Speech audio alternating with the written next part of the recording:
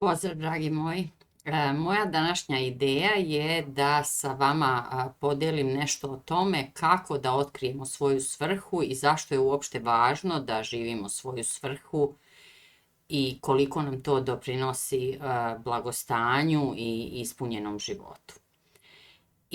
Ja sam neko ko je otkrio svoju svrhu i zaista uživam u svakom svom danu i svakom koraku i svemu onom što me vodi do ispunjenja moje svrhe, a to je da budem podrška ljudima da prevaziđu svoja ograničenja, da se rasterete od prošlosti, da olakšaju svoj život na način što će usvojiti nova korisna uverenja koja će ih podržavati u životu, koji će otkriti svoje vrednosti. Dakle, tu sam da podržim druge i u tome vidim svoj smisao i svrhu postojanja i zaista uživam u tome. I sad, obzirom da prvi put snimam kamerom, to mi je potpuno nepoznati teren i ako se ne budem danas snašla na način kako sam se snalazila, i to je bilo amaterskim telefonom dok sam snimala, evo ja na svom putu zaista izlazim iz zone komfora, iz zone poznatog, međutim sve mi je to uzbudljivo, radujem se, igram se, istražujem i to toplo preporučujem i vama. Dakle, kad čovjek otkrije svrhu i kad otkrije smisao, onda mu sve ima smisla i teškoće i nepoznato na koje nailazi, iako izazivaju malo strah i jezu, ipak se preduzimaju akcije i ipak se radi i ono što je nepoznato sve dok ne postane poznato. Dakle, ja želim da sa vama podelim i ove poteškoće na koje ja nailazim, ali zaista u skladu sam sa tim i sve mi je to ok. I to hoću da vam kažem iz razloga što prosto želim da shvatite da ništa ne dolazi preko noći i da uprkos svim strahovima je potrebno da prelazimo te svoje granice poznatog, jer samo tako možemo da dostignemo neke željene ciljeve. I znate i sami, u plićaku je najveća gužva, međutim i u onom poznatom, međutim najbistrija i najčistija voda je tamo negde dublje i tu čistoću i lepotu otkriju oni koji se usude uprkos strahu da odu malo dublje. I ja se nadam da ćete vi u sebi naći tu hrabrost i tu snagu, jer život bez smisla i svrhe je potpuno onako jedan prazan život i to pričam iz svog ličnog iskustva. Možda se nećete ni složiti sa mnom, ali ja sam živjela 50 godina na način da nisam znala ko sam, šta sam, zašto sam tu. Nosila sam teret prošlosti, doživljavala sam sebe kao neku beznačajnu osobu, nedovoljno vrijednu da bih bila voljena, da bih voljela sebe, da bi me drugi cenili i poštovali. Prosto nisam samu sebe cenila i poštovala, nisam bila svesna svojih vrijednosti, nisam bila ni svesna šta me sve ograničava, imala sam taj osjećaj da nisam dovoljno dobra, bez obzira šta god da sam postigla, uvek mi je trebalo još i još i još da se dokazujem sebi i drugima, a onda me to odvelo u bolest jer je teret bio preveliki, nisam imala samopouzdanje, nisam umela da se zauzmem za sebe, nisam umela da kažem ne, mislila sam da izvor moje sreće leži u tome da me drugi prihvate, da prosto jako sam zavisila od toga šta će drugi da misle o meni i šta će drugi da kažu o meni. Danas kada živim slobodno i kada sam svesna sebe i kada sam otkrila ko sam, šta sam i šta je ono gde želim da sebe dam ostatak svog života, sasvim je drugačije, rasterećeno, opušteno i prepreke se savladavaju i ide se ka svojim ciljevima. I moj život sada zaista ima smisla.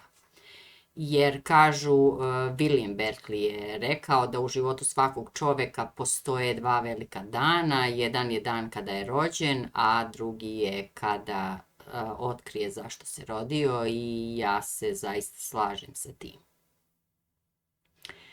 Na samom početku ću vam ispričati priču o starici i 3 zidara. Naime, jedna starica se zatekla na nekoj parceli gdje su 3 mladića zidala neku zgradu i prišla je prvom zidaru i pitala ga šta on to radi, a on joj je besno odgovorio: pa zar ne vidiš, slažem cigle jednu po jednu, tako svaki dan, ceo dan ređam proklete cigle.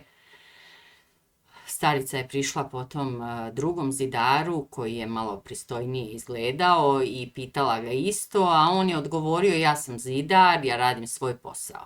Ja se ponosim svojim zanatom jer mi omogućava pristojan i siguran život za mene i moju porodicu.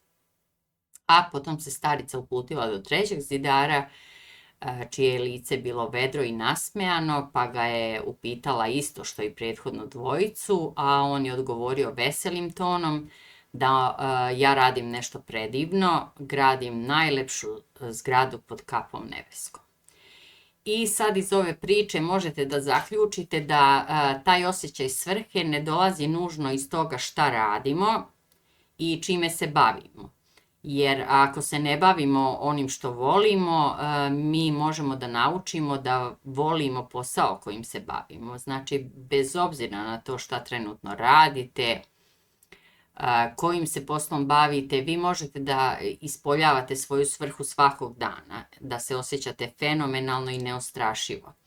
I ako je vaša svrha da širite radost, motivaciju, smeh, ljubaznost, empatiju, vi to možete da radite na svakom poslu i u svakoj profesiji.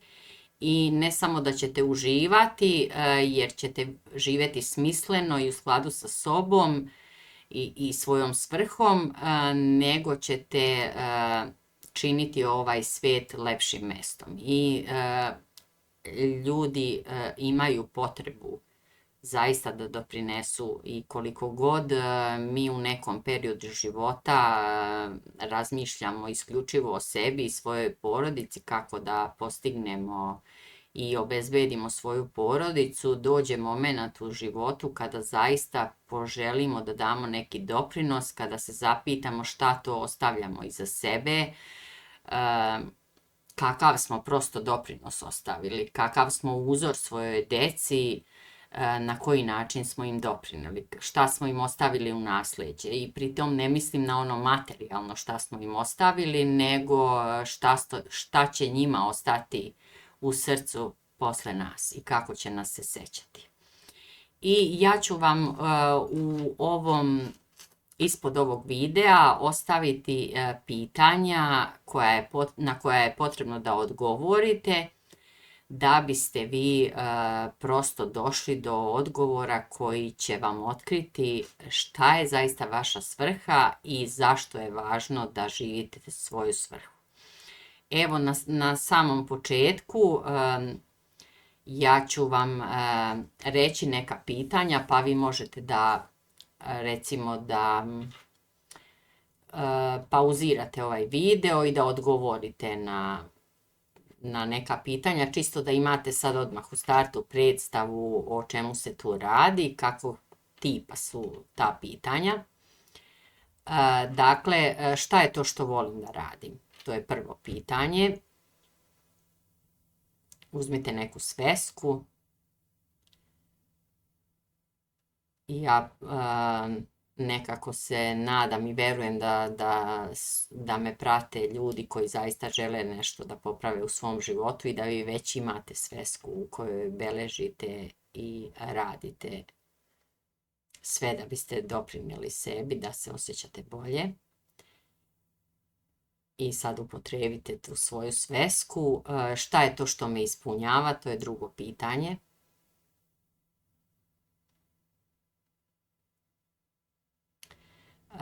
Šta je to u čemu istrajavam uprkos teškoćama? Sljedeće pitanje je šta je to što bih radila, odnosno radio da imam 1.000.000 evra. Recimo sad da imate 1.000.000 evra, da uopšte ne moraju da vam plate za to što radite, šta je to što biste vi radili? Sad ako vam prva misao bude da imate 1.000.000 evra, da ne biste radili ništa, da biste išli negdje na more, na neko putovanje i da biste uživali, to je ok. Međutim, kad tad bi vam to dosadilo, jer kad naš život nema smisao i kad ne radimo ništa, to nam postane dosadno. Dakle, šta biste vi radili da imate 1.000.000 evra? Šta je vaša strast? Zapitajte sebe šta je vaša strast, šta je ono o čemu ste maštali kad ste bili dete, šta ste voljeli da radite, šta vas je ispunjavalo zadovoljstvom, šta ste maštali da ćete da radite dok ste bili deca. Šta je to što vam daje energiju, to je sljedeće pitanje. Šta je to što vi radite i kad to radite vi zaboravite i na vreme i gdje se nalazite i zaboravite na sve prosto.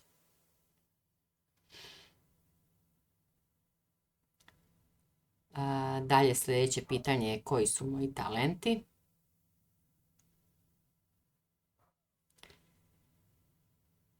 Imate talente, samo ih iskopajte, zakopali ste ih negdje.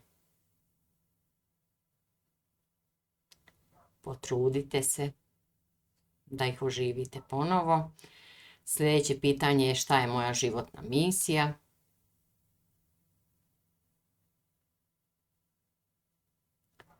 I kako mogu da doprinesem drugim.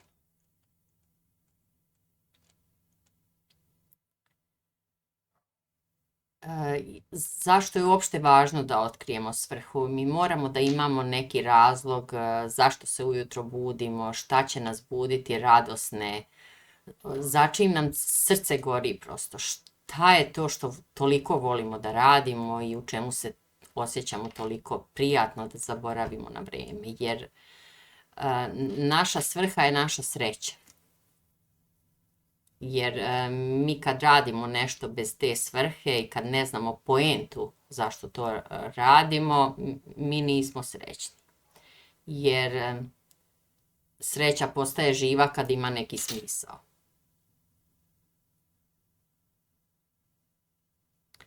I zato je važno da otkrijemo šta je to naša svrha i naša strast. I dalje u PDF materijalu ćete imati pitanja koja će vam pomoći da zaista definišete svoju svrhu. Dalje dobit ćete ključne stvari pomoću kojih možete definisati svoju svrhu, a to je da zaista pronađete svoju strast, da slušate svoju intuiciju i da date doprinos. Jer mnogi od nas zanemaruju intuiciju. Međutim, setite se da li vam se desilo da ste nekad u životu pogrešili baš zato što niste poslušali svoju intuiciju, ili se setite momenta kad vam je vaša intuicija doprinijela da nešto uradite ili ne uradite i baš je dobro ispalo što ste poslušali intuiciju. Još jedan moj prijedlog jeste da počnete da vodite dnevnik i da pratite kako se osjećate u nekim bitnim situacijama ili kako ste odreagovali na neke bitne situacije, kako ste se osjećali zbog takve svoje reakcije i šta se onda desilo.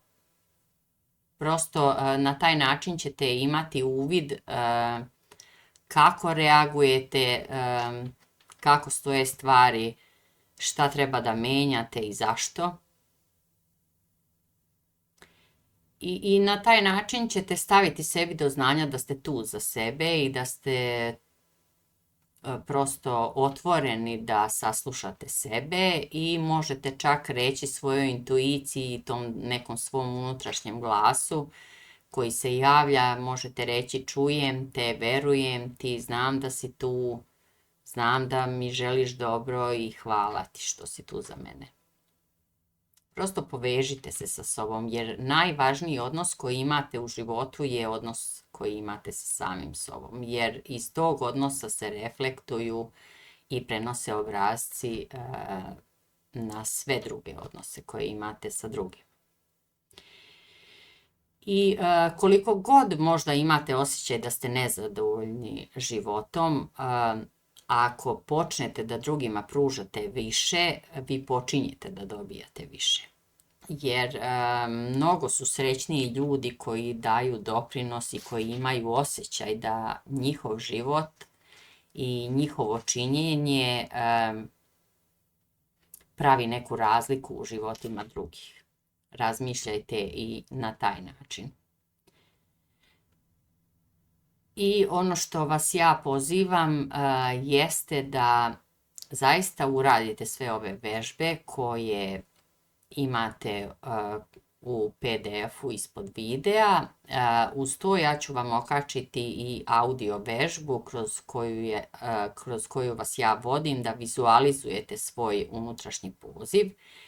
I zašto je važna vizualizacija? Kada napišete sve i odgovorite na sva pitanja, naš reaguje na način da on ne zna uopšte da li mi nešto zamišljamo ili nam se zaista nešto dešava. I čuli ste sigurno da kažu ono što možeš da zamisliš, to možeš i da ostvariš. Dakle, ako nešto možeš da vizualizuješ i da doživiš u svom umu, to će se sigurno i realizovati u stvarnosti. I važno je znači da stvorite tu sliku i da zamislite sebe kao osobu koja živi sa svrhom, koju ćete otkriti zahvaljujući ovim vežbama koje imate u PDF-u. I još jedna stvar pre audio vežbe jeste da napišete svoju najbolju verziju sebe. Šta u stvari je vaša najbolja verzija života? Kako želite da vaš život izgleda za godinu dana, za 5, ili recimo kako izgleda vaš jedan idealan dan? Jer ako mi nemamo predstavu o tome šta želimo, naše misli će besciljno da lutaju. Nijedan put nam neće biti dovoljno dobar jer mi u stvari i ne znamo kojim putem želimo da krenemo. Znači svaki put je pogrešan. Jer ako želite negde da stignete, da ostvarite neki cilj i da živite svoju svrhu, vi morate znati gde ste se uputili. Zato je važno da napišete najbolju verziju sebe. Dakle, kako izgleda vaš idealni život i kakva ste vi osoba kad postignete to. Ko ste vi tada?